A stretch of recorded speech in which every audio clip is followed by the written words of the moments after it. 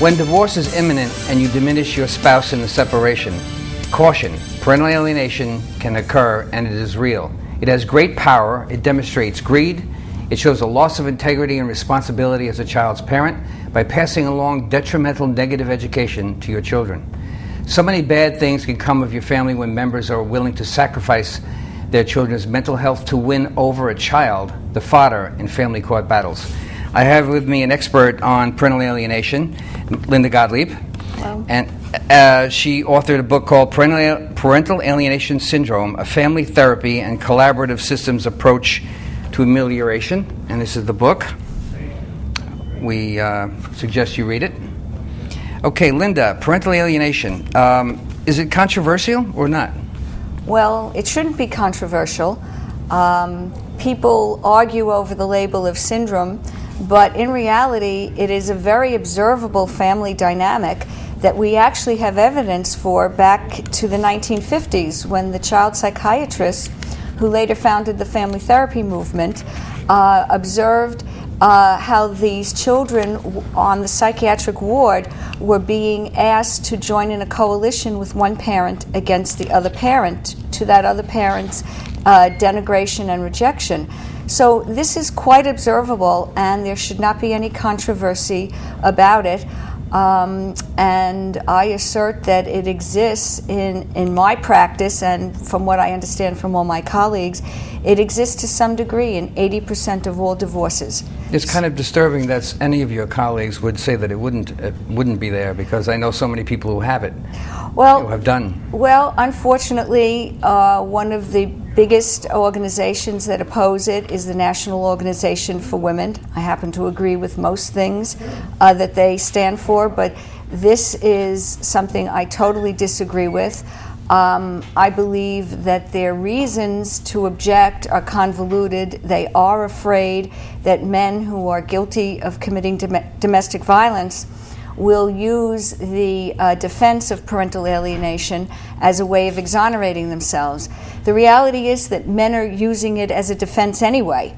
And so without a definition, women cannot claim that the defense is not appropriate in that case. We need that diagnosis. And the other thing that I really am concerned about is that the number of alienated mothers is much larger than we would think.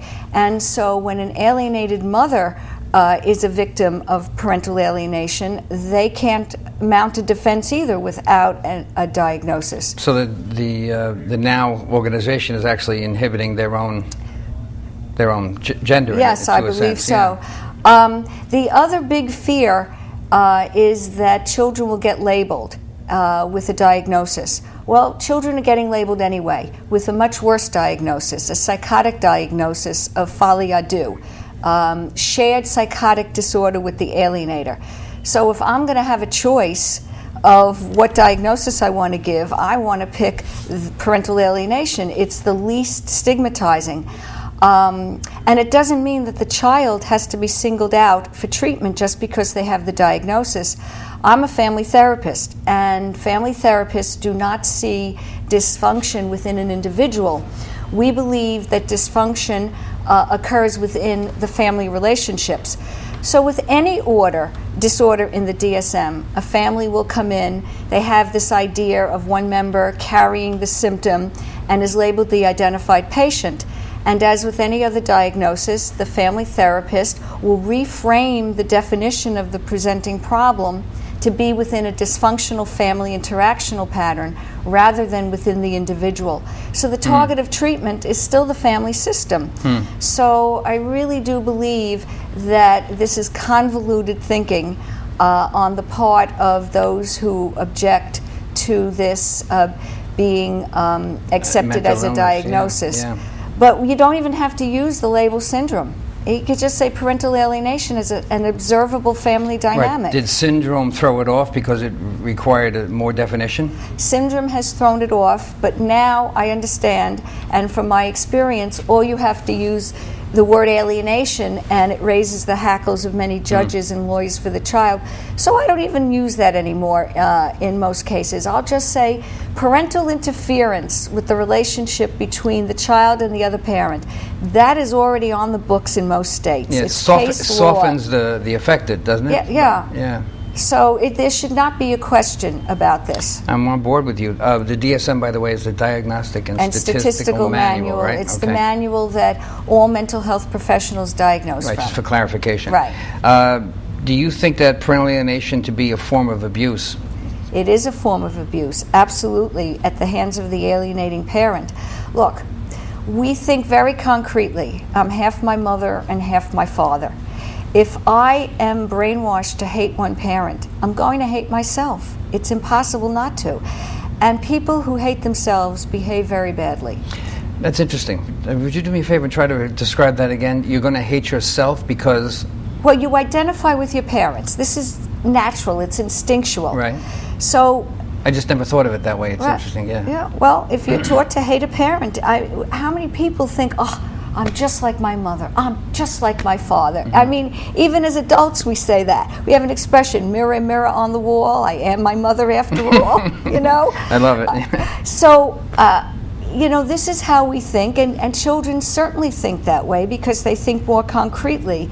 They don't have the intellectual capacity to realize that they can be different from their parents. And as adults, we all make choices. You know, we accept what we think was helpful from our parents and reject what we think is unhelpful. And children can't do that.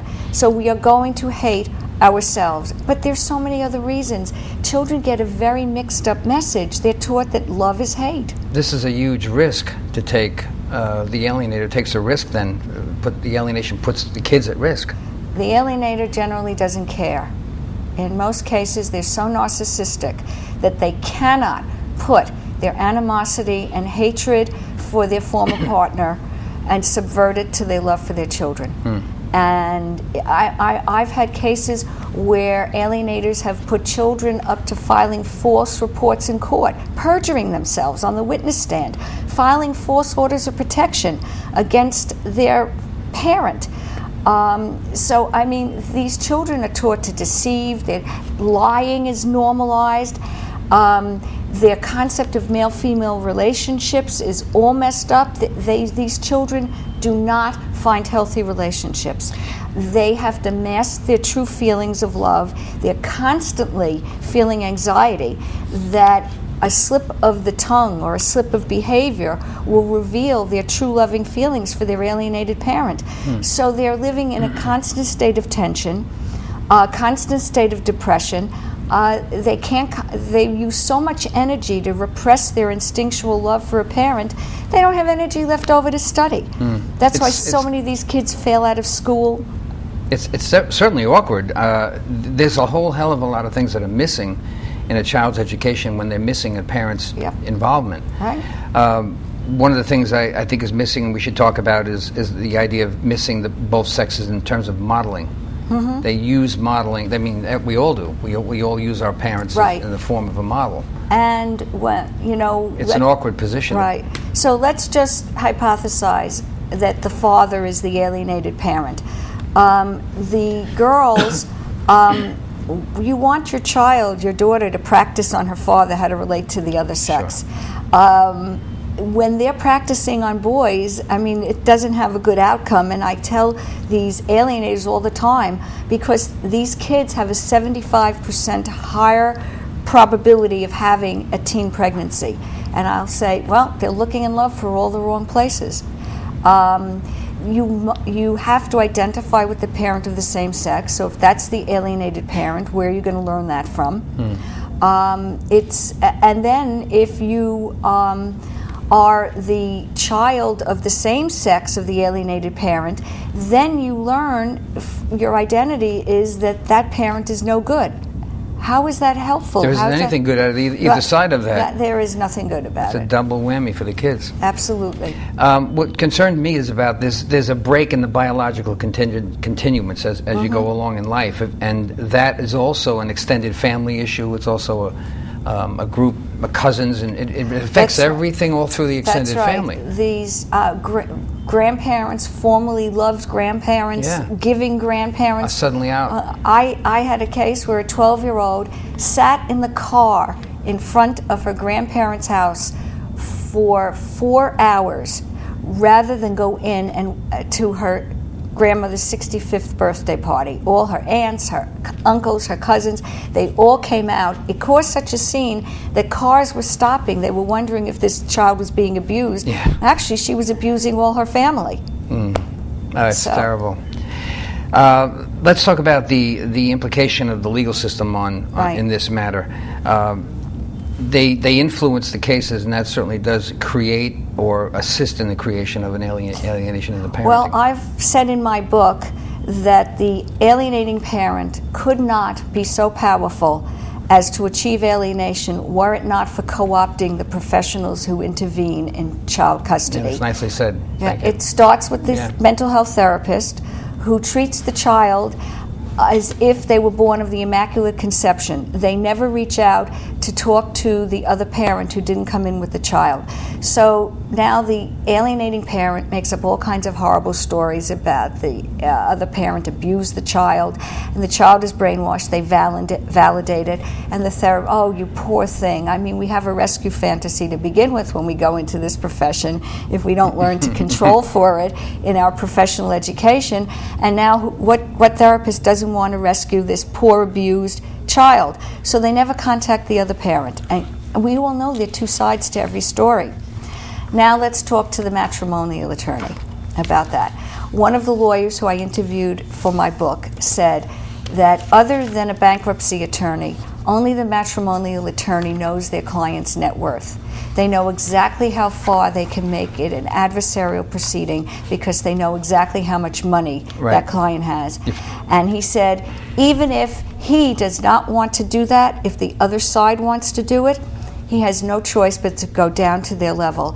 That's why I said that it should be mandated that child custody be adjudicated in a collaborative model, not an adversarial model. Or in mediation, certainly not. Right, mediation is very similar. And I really think the American Bar Association and all the supervising agencies of the mental health profession must send a clear message that alienation is child abuse. You cannot engage in it. You must encourage collaboration. That's in the best interest of the child. An adversarial system is not. They want to argue over money and assets in an adversarial system, fine. But leave the children out of it. Let's not make them the War of the Roses. Do you remember that movie? Yes, I remember. It was very funny. The house movie, was symbolic of the child. Sure. Of course, you couldn't tear a child apart, so they tore the house apart. But that's what happens to these kids. They literally are torn apart. Do you see any differences in the ages of the children of divorce that are alienated? Do you see, for instance, that maybe younger children can pass this up and not suffer the same consequences, or older or middle-aged or teenagers? Well, obviously the earlier you get it, the better.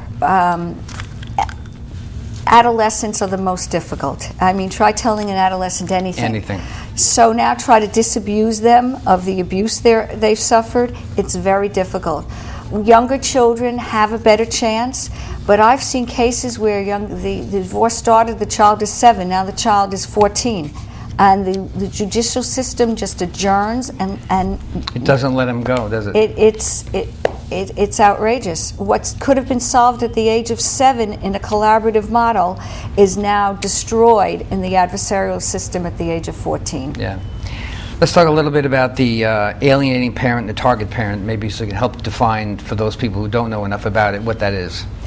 The alienating parent and the target parent. Right. Okay, the alienating parent is the parent who attempts to co-opt the child to join in the coalition with them. This is what the child psychiatrist labeled as the pathological or perverse triangle. So that's another name you can have. I don't have that one in front of me. That's a good one. I love it. It goes back 50 years. We all, even in intact families, we see this.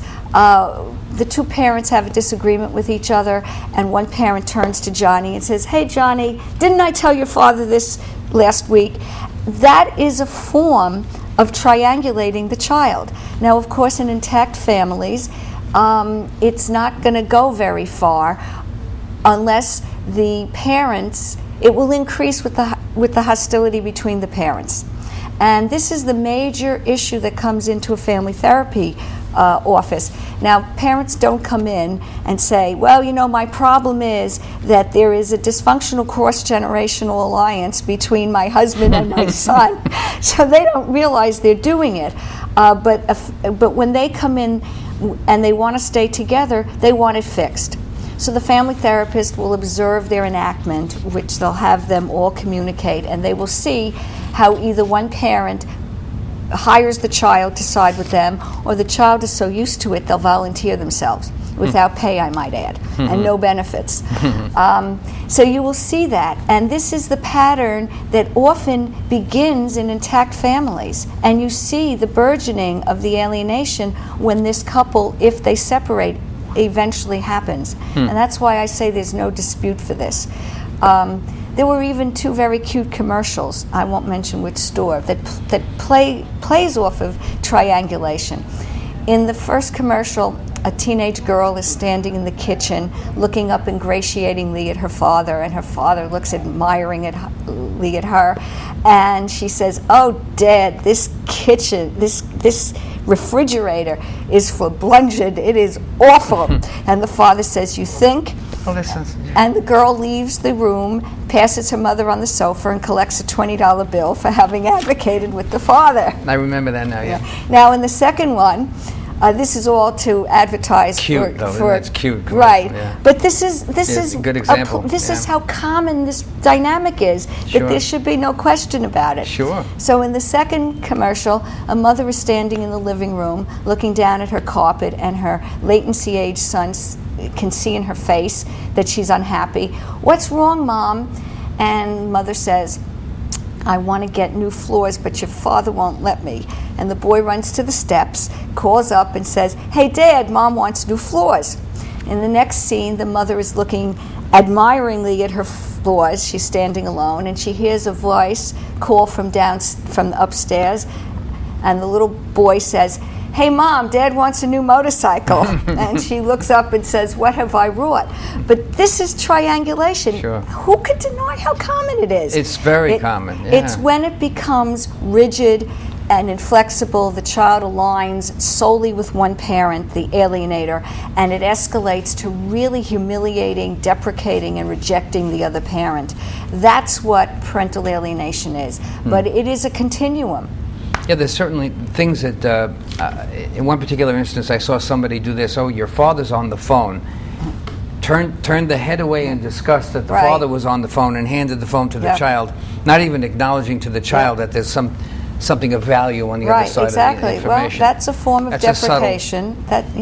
Subtle, but that goes on all the time. It goes on all the time, yes. And that's why families come in for therapy when this is happening, when they want to save the marriage.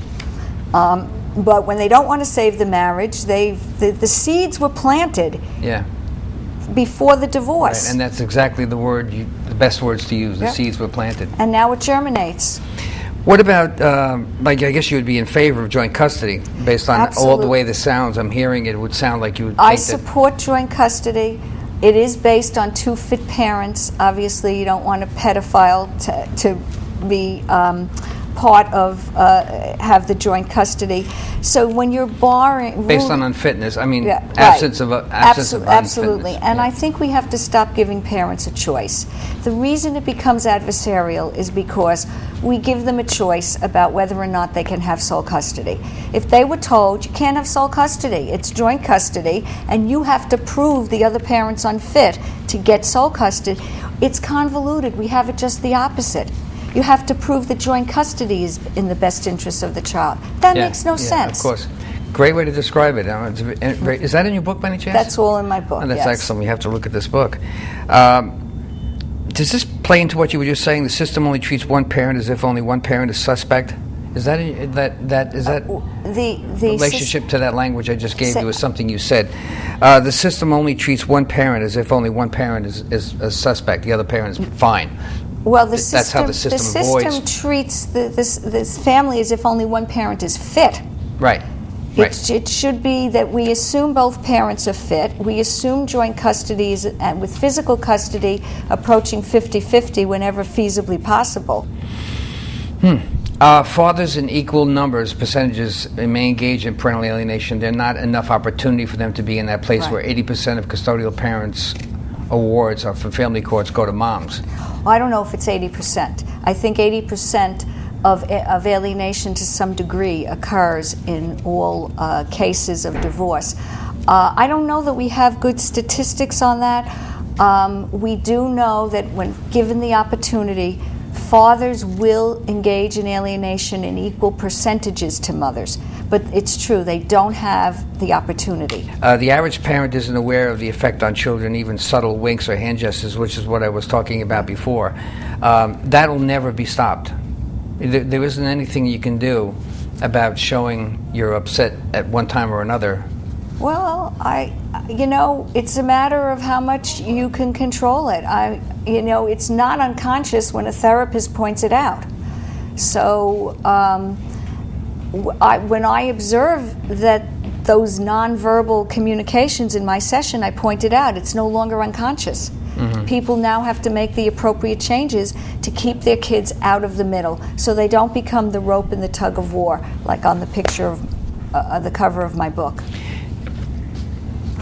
Okay, let's take another have a look at that. Let's do that. The rope and the tug of war. Right. Worth taking another look at. Mediators in general, because I'm a divorce mediator, right. what I do is I put a picture. This is probably a good idea for maybe yourself. I put a picture of the children at the table.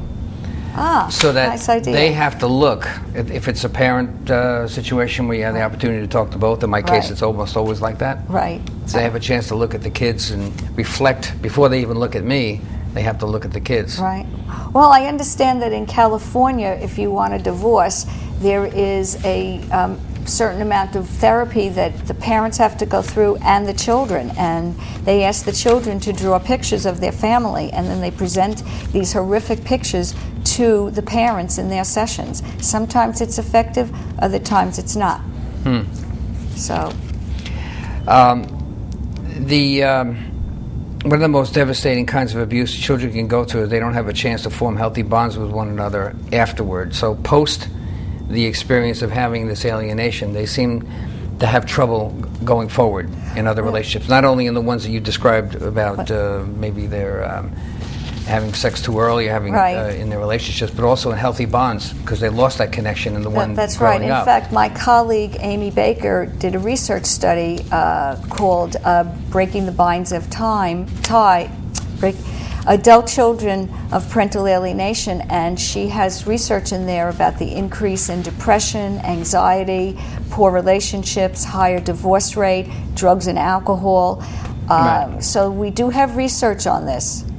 It's not just anecdotal evidence. Right. Yeah, there's plenty of that to go around. The crawler we're going to use on the program, you're going to see it when you watch the program, is our adversarial approach to child custody in courts is not in the child's best interest and is detrimental to their mental health, which is what you the subject you approached before. A parent who has custody is obligated by law to avoid any disruption in the children's relationship with the other parent. We do have case law in New York State, Young v. Young, which says that to not encourage the relationship with the other parent is grounds for transfer of custody, and I've rarely seen it enforced. It's very sad. That's Young v. Young? Young v. Young, correct. Yeah, that is sad. I interviewed the lawyer for the alienated father in that case, Paul Levitt, and this was back in the late 80s when really nobody heard of Gardner. In fact, Gardner had not published until 1985. Dr. Richard Gardner, right? Yeah. Yes, who's credited with labeling the syndrome, but I insist, not the first who observed it. I'm sure. I'm sure of that. And it's sad that it was observed on the psychiatric wards because that's how serious it can be.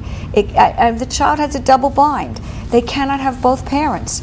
Either they accept the co-option of the one parent and have to reject the other, or if they refuse the co-option, the attempting parent will reject them. That's what makes it so crazy-making. Double binds are crazy-making because you can't have a good option. You spelled this out wonderfully. I thank you very much for participating in this program. My pleasure. Parental alienation is something I'm very familiar with. I've talked to a lot of people about it, but I haven't had a chance to read your book because I just discovered you had the book, and thank you very much Get for it offering from that. Amazon or C.T. I'm Thomas. absolutely going to do that. You've been watching FIT TV, the program that brings you behind the scenes of our divorce culture. At FIT, you know we cannot get this information on your own, so we'll bring it to your TV, of course, every single week, and we'll bring you wonderful programs like this one that are new. Thank you for watching FIT TV, and we'll see you again next week.